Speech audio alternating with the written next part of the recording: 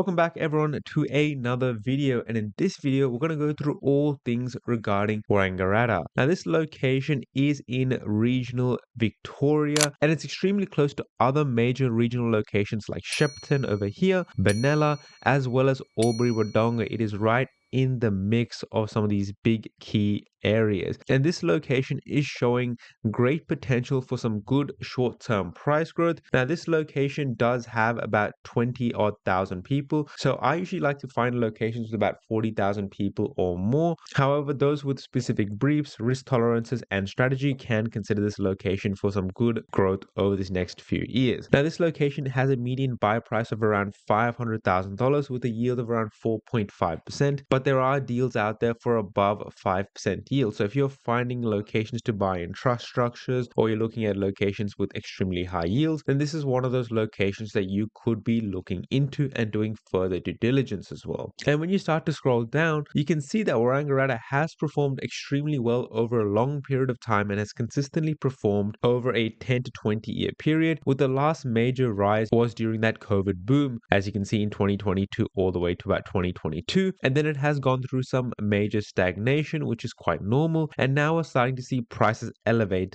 slowly with the 1 quarter growth of about 0.5%. Also, median rents have been rising around the 1.5% mark, which is also good. It's not great at around, we usually like to have it around 4 to 5%, but 1.5% in Victoria is not too bad at all. Now, it's a pretty friendly owner-occupier driven area with only 29% as renters and a decent ersatz score of around 3. So pretty good from the socio-economics perspective. And when we look at affordability, it's under 30 years. So properties in this location are quite affordable and local owners can afford this area, which means there's room for prices to actually grow and then allow for owners to sustain that price in the long term. And then we look at the micro data, we're seeing some extremely good trends. When we look at the stock on market levels, we can see that stock levels are actually dropping month on month, which means there's less and less supply coming on the market, which leads to price growth. In addition to that, we have the days on market trend where demand is rising every single month, which means that with both stock on market and days on market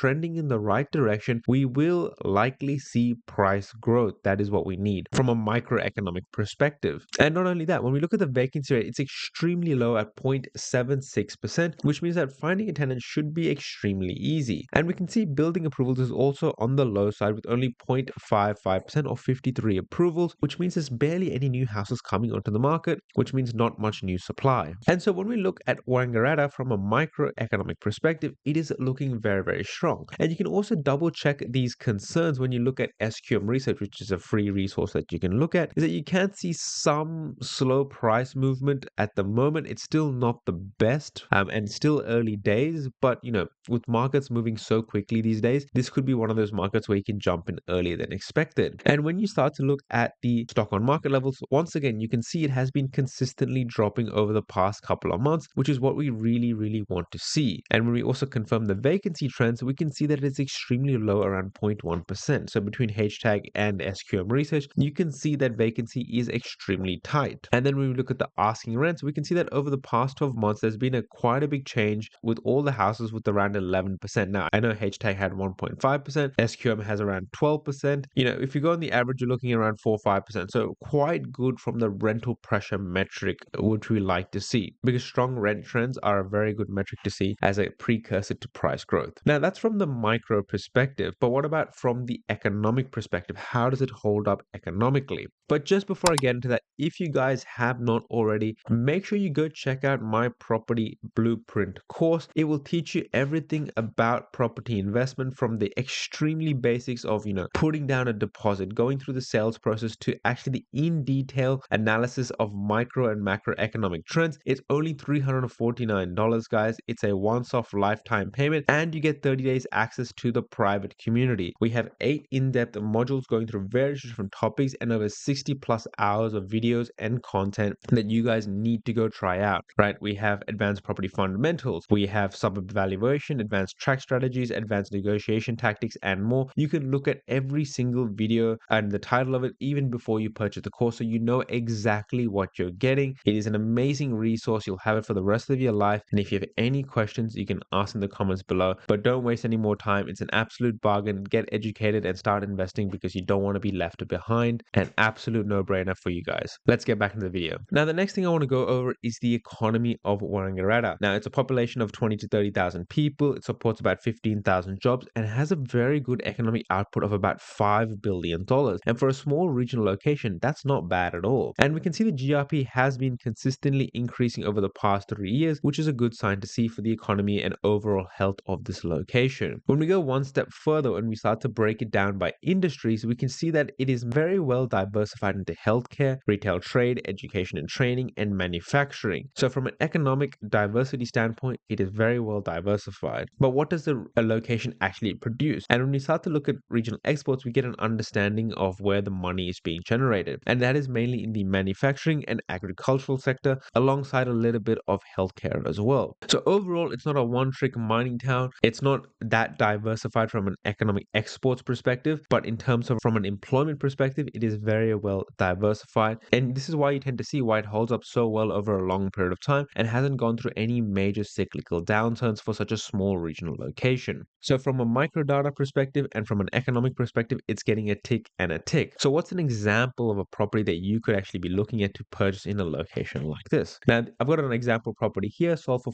$493,000, sold on the 9th of October. So whenever I release this video, it's only going to be a month about so since I release it. And this is a nice brick home. It's pretty modern, pretty nice interior. You can see the carpets are slightly getting worn out with lumps on them. And overall for 500K, it's not a bad asset to purchase. Not that much of a land component to it, but overall a very nice, tidy home. Not in the most perfect area of Wangaratta, but still, nonetheless, it's in a pretty decent location. Just double check the public housing around it. And when you look at the property rental prices, you can see 3x1s are being rented out for $490, $430. This is a bit of a nicer home, $490 again, $480, etc. So realistically, I think a nice modern 3x1 is going to rent you around $500, right? And when you put the numbers in, $493,000, $25,000 in stamp duty, at a 20% deposit, you're paying around $130,000. At a 12% deposit, you're paying about $91K, and you need about $10,000 in terms of stamp duty. And overall, if you're on a 12% deposit, it's about negative $14,000 in cash flow per year, and after tax about negative $9,000. But the amazing thing is that this rental yield is above 5%, which for a regional location in Victoria, it's extremely good, with most other regional hubs and capital cities getting around 3 to 4 to 4.5%. We're getting about 5% yield in Wangaratta. And so it's extremely good from that perspective. It's high yielding, it's a good location, cheap property prices, and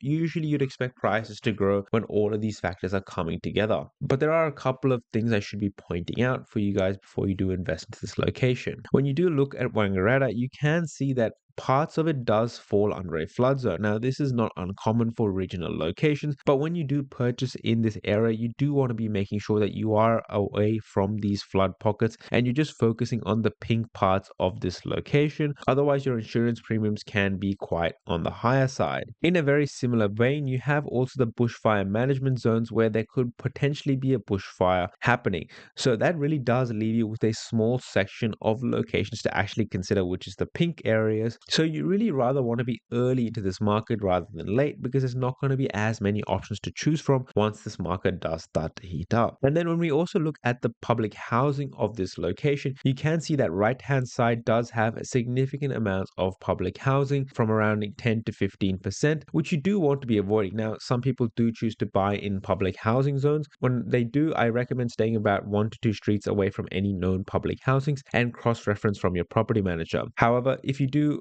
focus on these green areas away from the red pockets in Wangaratta, you should be able to purchase a good quality property that you can hold for a really long time if you choose to. Now, one thing I did also notice is that I found this report from 2018 about a pre-existing structure plan. Now, this is very, very old, but I think it's just worth noting that a lot of this location could be developed in the future. You can see that they are planning to develop into this northwest growth area as well as this southern growth area. Now, that's okay. For a regional location, new housing housing does come online. But as you can see from the building approvals on HTAG, it is still very low. So new housing is extremely limited at this time. But if you were to be buying in this area, you do have to be careful because this southern corridor could potentially have a lot more new housing in the future. In fact, you can see some roads already being put up for them. In the same vein, if you look at this northwest corridor, you can see this pocket up here, which is a lot more newer housing, small blocks of land, etc., compared to the olden style homes over here. So that's also worth considering. And look, this area could possibly grow further and further because just recently you had the Inland Rail project, which was complete in Wangaratta railway station. Now, the actual economic impact is yet to be seen because of this, but it could be a good sign for future development, future economic project into this area. So overall, Wangaratta is a good location to consider. It